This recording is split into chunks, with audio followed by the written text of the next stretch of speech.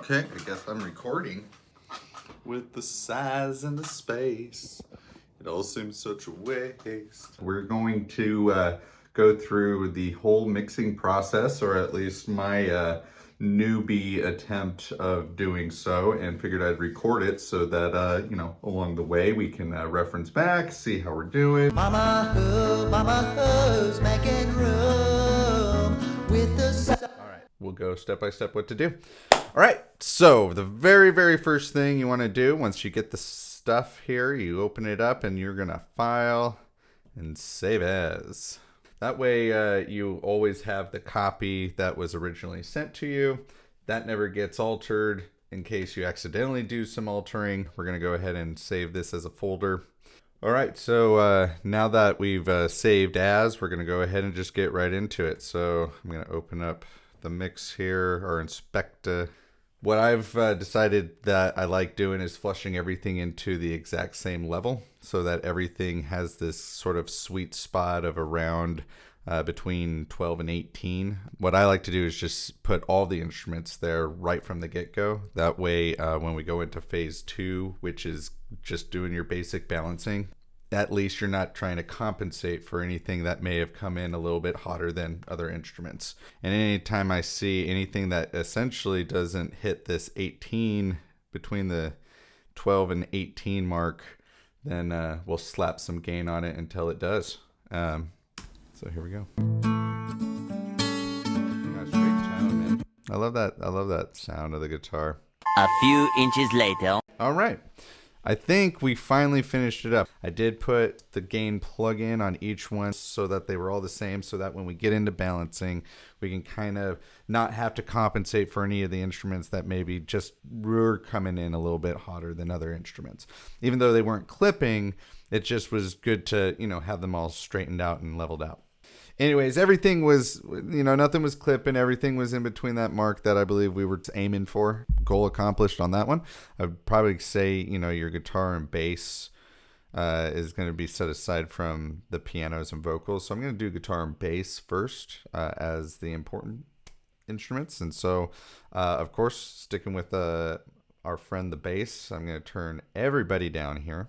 Clearly, we're only going to hear the bass coming out. So... and then we're going to bring in the guitar slowly. While I'm doing the balancing, I'm really just going to pay attention to what I'm hearing and going off of just the two instruments and each instrument as they come along. A few inches later. Okay, so I got everything in here except for pretty much my part of it. And there's a lot of... the piano, I do a lot of little colory stuff, some counter melody stuff. And so... and I kind of do that with your vocals. So we'll go ahead and do that. And then I'll do my backing vocals last. So keep it at that level. And I believe now we are done with all of the balancing. So, here we got these faders. And we've kind of moved them up. So these are pretty high up because it's the solos. So we're done with balancing. Great. Do the subtractive EQ. I've noticed that we pretty much have EQ up on everything except for the piano. Alright, honestly, we're going to go with the little is better. That all sounded great. I didn't hear any unwanted sounds. A few inches later. Okay, cool. So now that EQ subtractive is good, that subtractive is good. We decided to do nothing for the guitar. The bass has just a tiny one that I made.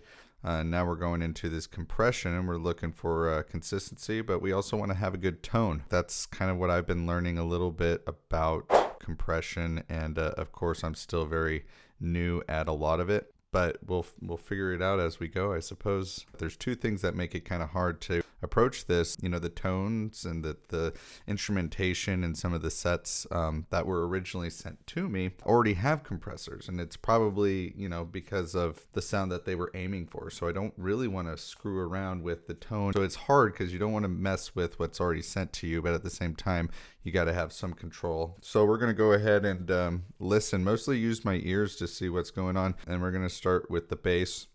I see there is a compression on there. A few inches later.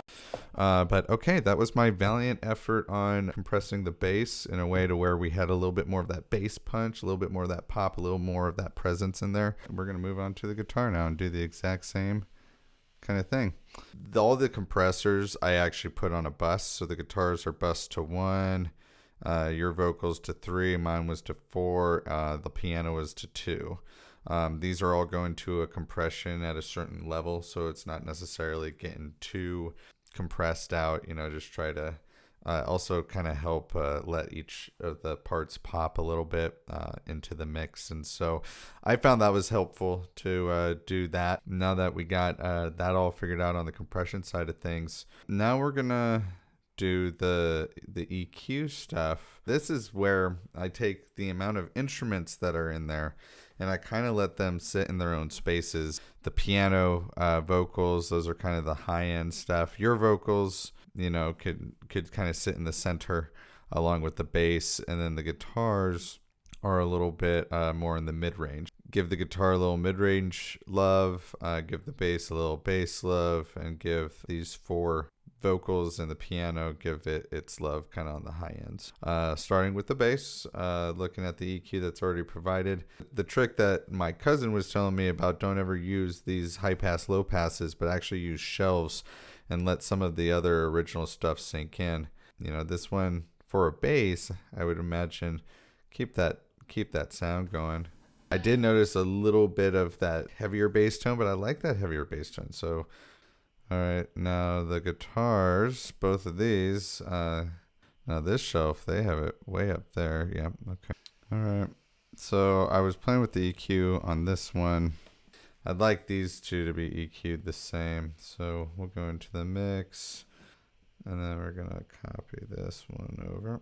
Lovely. Okay, we're good. Yeah, I like how it pops. It does. The EQ just has it coming a little bit more front. Problem that I think I might be running into is I feel like I'm doing that for all of it. Like I'm popping everything up, So hopefully it's actually just making things fit more. But we'll find out kind of when we start going back into a balancing stage again, going through that. Learn to forgive, open up, become a friend. Sonny, who, try again. A few inches later. There you have it. Okay, so I did the EQ on everything. I mean, I believe it sounds pretty tight. Hopefully that's the case.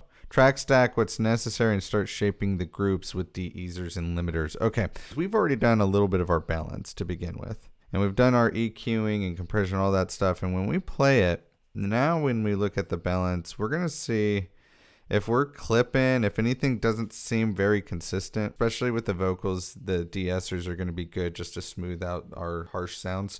But limiters, I'm only really looking to see if any instrument really actually needs it. So we'll look at the mix. Didn't look like any of our instruments are going to need limiters. So now that I did the de-esser, now it would be the modulation effects, reverb. All right, we're going to bus everything, the whole thing. Oh, we don't have to bus. We can just put it in here in our stereo out. Well, we're going to still bus it though. So can I do a bus? You can't do a bus on the stereo out.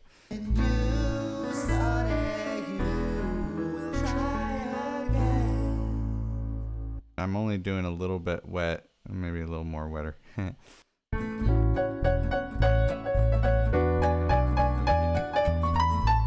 I like to push play and then pause it because you can hear the reverb.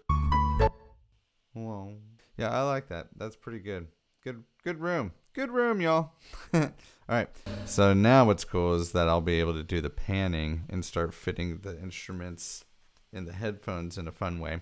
So now I'm doing balancing and the panning and all of that. So here, play with the faders, balancing, and then you'll see I'll just play around with both of it at the same time. So much world to roam, yet none to call home. Mama who has found a home. I'm going to call that good. So yeah, there we go. That was the workflow. That's what I did. That's what's been done. A little bit of everything, I think. Man, I'm a little exhausted. I think my ears are ringing a little bit. Maybe I was at it a little bit too long. But this is a done deal for now. I'll step away, tweak it there at the end, see what's really coming out that looks funky, bounce it and be cool with it. Try to cut up this video and put it all together and call it good and see what it looks like and see how it did. I'll catch you later. Much loves. See ya, y'all.